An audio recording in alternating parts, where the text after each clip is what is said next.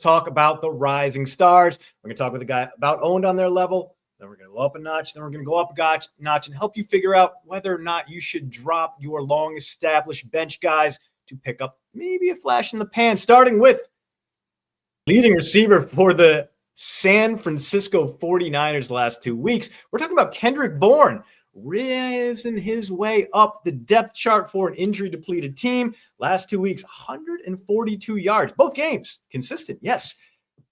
Thriving because the rest of his team is hurt. Also, yes. So, Yaj, would you rather have Kendrick Bourne, currently 35% owned, on your roster, or let's start with Hollywood Brown, who clocks in at 43%?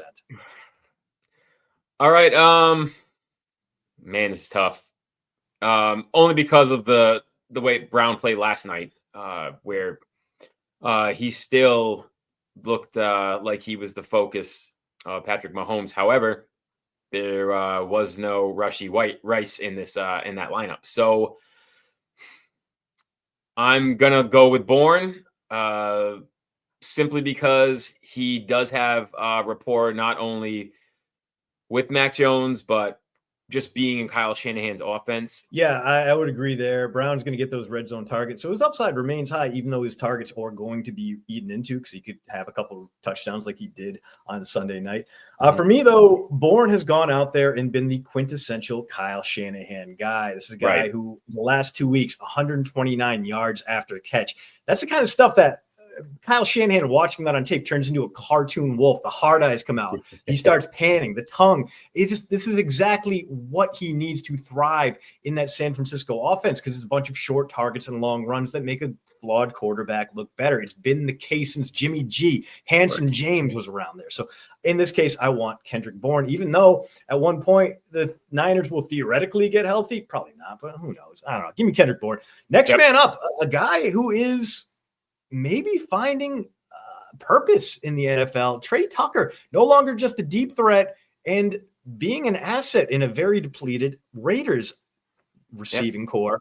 Yaj, would you rather have Kendrick Bourne or Trey Tucker in your fantasy lineup? Give me Bourne here, and it's based solely on the quarterback play. I think that either San Francisco quarterback is going to be more consistent than what we've seen this year from Geno Smith.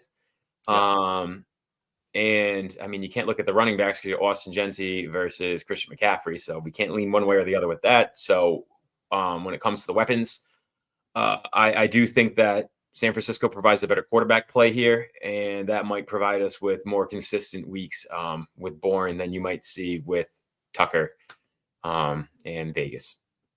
Yeah, I feel like the two are kind of similar players, where Tucker was used as a deep threat, and he could be great in that role, but he often failed. And now he's being used closer to the line of scrimmage. He's got those big yak numbers, 70 yards after catch the last 2 weeks, which is exactly what Geno Smith needs to build up his self-esteem after kind of crashing out early.